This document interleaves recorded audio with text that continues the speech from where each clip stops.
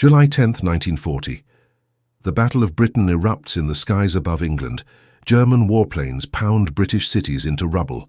London burns, Birmingham crumbles, the nation bleeds under Nazi bombardment. Yet Britain refuses to surrender. But deep, in the shadows lurks a traitor, whose betrayal will shock the world. A British lord's son who chose Hitler over his homeland and paid the ultimate price for treason. If stories of wartime betrayal and ultimate justice fascinate you, smash that subscribe button right now and ring the notification bell, because the History of Army channel delivers the most gripping military stories you've never heard. Don't let YouTube bury this content. The Making of a Monster, March 14, 1912. John Amery enters the world in London, born into privilege and power. His father, Leo Amery, commands respect as a Conservative Member of Parliament, destined for ministerial greatness. His mother, Florence, descends from Canadian nobility. Everything points toward a golden future. But something twisted lurks beneath the surface. At age 2, his nanny brands him impossibly difficult, a child consumed by explosive rage. By 5, teachers label him severely disturbed with dangerous psychological fixations. When Leo becomes First Lord of the Admiralty in 1922, the family moves into the prestigious Admiralty House on Whitehall. The address screams success, but their son spirals into chaos. Miss Ironside's elite private school declares John completely unteachable. Private tutors flee in desperation. Harrow, Britain's most exclusive institution, becomes his next battleground. Night after night, he escapes dormitories to prowl London's underground clubs, engaging in activities that would destroy most careers. The 1926 punishment records expose shocking truth: theft and moral collapse. His housemaster delivers a devastating assessment. Without question, the most unmanageable student I've encountered in my entire career. Desperate parents drag him before Dr. Maurice Wright, a leading psychologist. The diagnosis chills them to the bone. This boy possesses zero moral compass, no understanding of right versus wrong.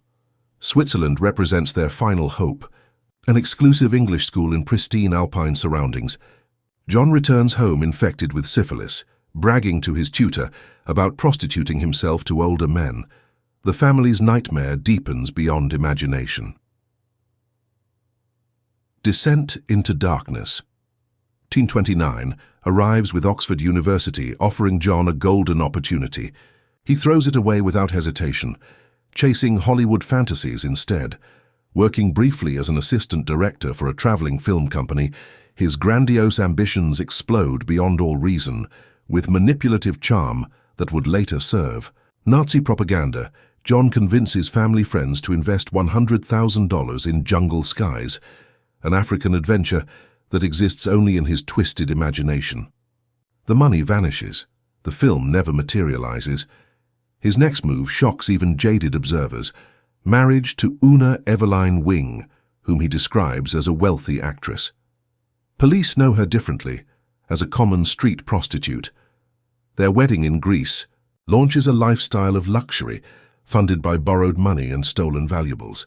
Paris becomes their playground of debauchery. John carries his childhood teddy bear to expensive cafes, ordering drinks for the stuffed animal and buying it comic books. He packs a loaded pistol constantly, convinced creditors hunt him through shadowy streets.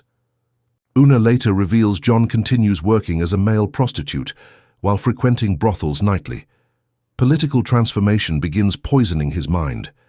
Rabid anti-communist beliefs merge with fascist ideology. By 1936, bankruptcy courts declare him financially ruined. Abandoning Una in London, he races to Spain, where Francisco Franco's fascist forces battle Republican defenders. John doesn't merely observe, he smuggles weapons, engages in direct combat, and witnesses what he claims are communist torture chambers in Barcelona.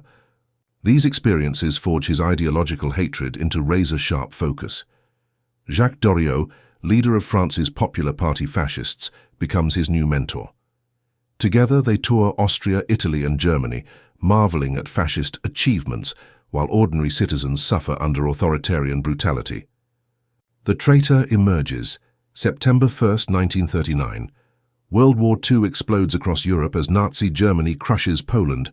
John returns to Paris with Janine Baad, another prostitute who becomes his latest companion. France's collapse in June 1940 opens extraordinary opportunities for collaboration. Nazi officials recognize his aristocratic name and political connections as propaganda gold. October 1942 marks his complete transformation into enemy agent.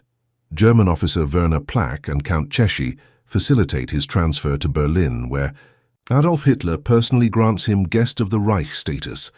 The Führer himself approves this British aristocrat's presence in Nazi Germany's capital. Propaganda chiefs immediately exploit their political trophy.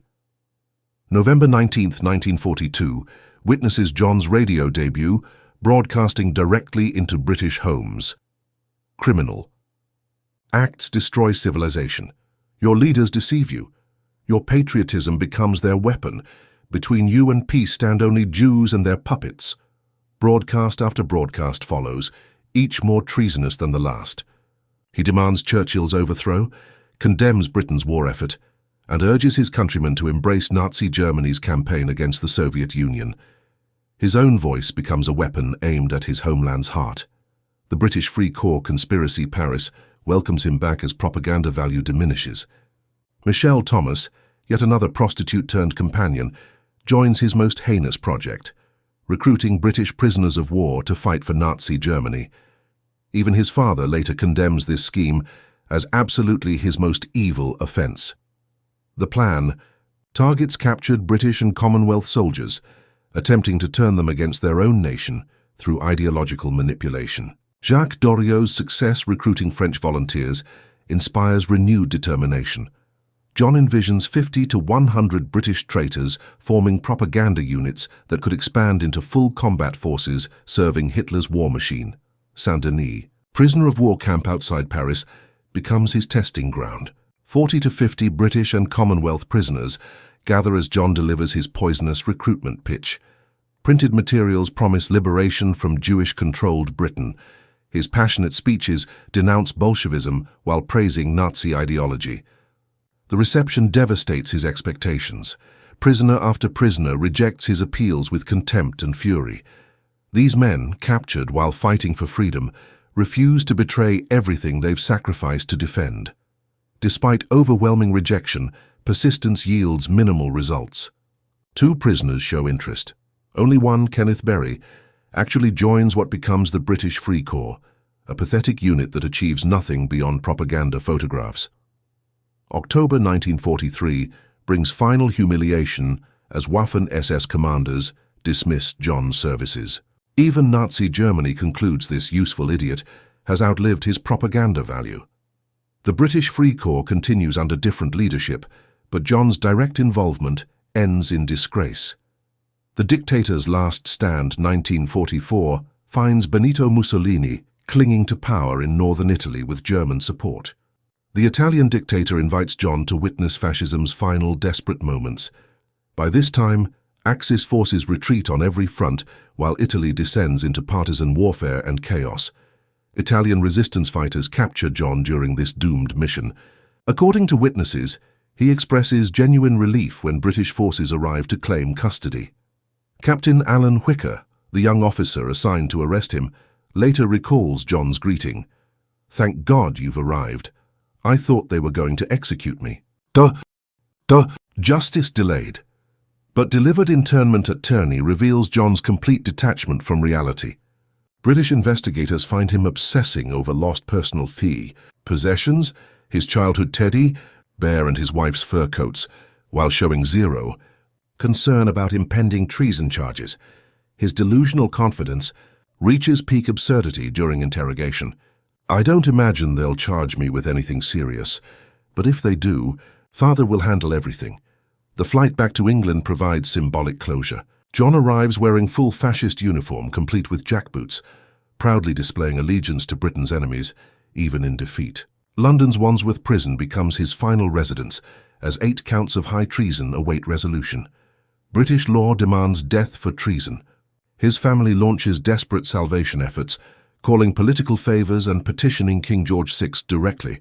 Brother Julian argues John's Spanish citizenship nullifies treason charges. Defense attorneys present mental, Illness evidence supported by Father Leo's testimony about his son's psychological instability. November 28, 1945. The Old Bailey Courthouse witnesses an extraordinary moment in British legal history. On the trial's opening day, John Amery pleads guilty to all 8 treason charges. 8 minutes later, the death sentence is pronounced. No lengthy proceedings, no dramatic testimony. Just swift, decisive justice for ultimate betrayal. The final reckoning, December 19th, 1945. Wandsworth Prison's execution chamber awaits Britain's most notorious traitor. Albert Pierrepoint, the nation's chief executioner, prepares the gallows with professional precision. John maintains eerie composure until the final moments, displaying the same detachment that characterized his entire descent into treason. As the noose approaches, he delivers his last recorded words to Pierrepoint: "I've always wanted to meet you, but obviously not under these particular circumstances." At 33 years old, John Amery pays the ultimate price for choosing Hitler over homeland. His execution closes one of World War II's most shocking betrayal stories, a British aristocrat who traded everything for fascist ideology and discovered too late that treason demands the highest possible cost. Legacy of betrayal. John Amery's story exposes how privilege and opportunity mean nothing without moral foundation. Born into power, educated at elite institutions, connected to political leadership, yet he chose collaboration over courage, betrayal over patriotism. His British Free Corps recruited fewer than 30 prisoners total, achieving zero military significance. His propaganda broadcasts convinced no one to abandon Britain's cause. His recruitment efforts failed spectacularly. Among the very men Nazi Germany most needed to turn, yet his treason trial established crucial legal precedents about wartime collaboration that continue influencing international law today. His execution demonstrated that no social status, family connection, or political influence could protect traitors from justice's final judgment. The History of Army Channel brings you these incredible true stories of courage, betrayal, and ultimate justice from history's greatest conflicts. Every week, we uncover forgotten battles, unknown heroes, and shocking betrayals that shaped our world. Hit that subscribe button and ring the notification bell right now, because you won't find these powerful military stories anywhere else on YouTube. Share this video with everyone who loves real history, and let us know in the comments which wartime betrayal story we should investigate next. The History of Army Channel depends on viewers like you to keep bringing these incredible stories to light.